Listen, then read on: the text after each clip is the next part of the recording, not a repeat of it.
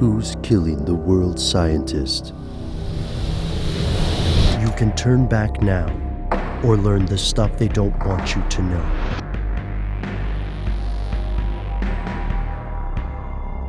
Here are the facts. Some occupations are more dangerous than others. In the United States, the Bureau of Labor and Statistics found that logging workers had the highest rate of death on the job. As of 2012, they died at a rate of around 128 for every 100,000. The safety of a given occupation varies around the world, and documentation can also be lackluster.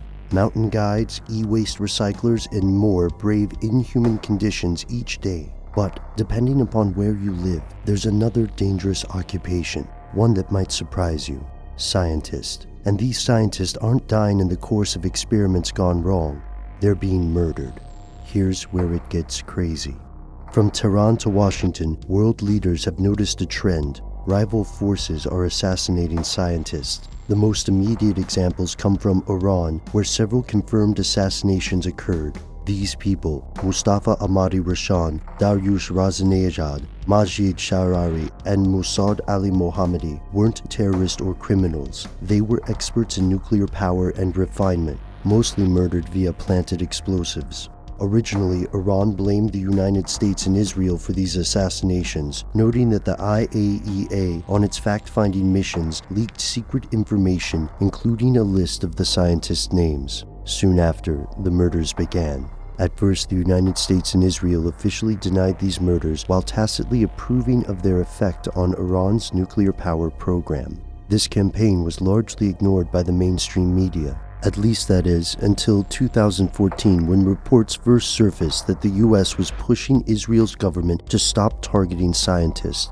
This was a strange request, especially considering that neither government officially admitted to the killings.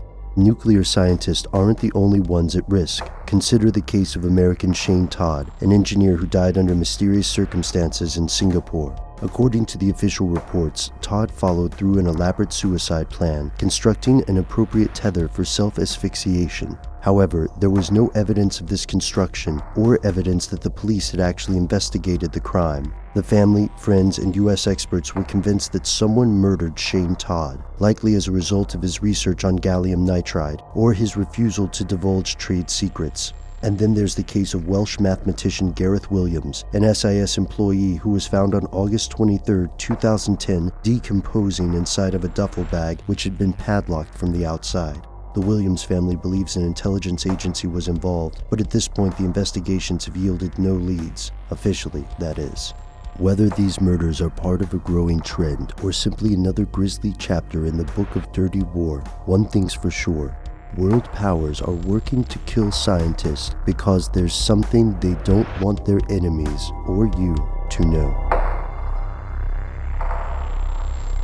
Officials do believe that the assassinations and other covert activity has slowed the Iranian nuclear program, Diane, but it certainly hasn't stopped it. And what about Israel? What reaction today? You know, Diane, we've been looking for responses from Israel all day, and where did we find it? Facebook, with the Israeli Defense Force spokesman saying, "I don't know who settled the score with the Iranian scientist, but I am certainly not shedding a tear." Not exactly a denial there.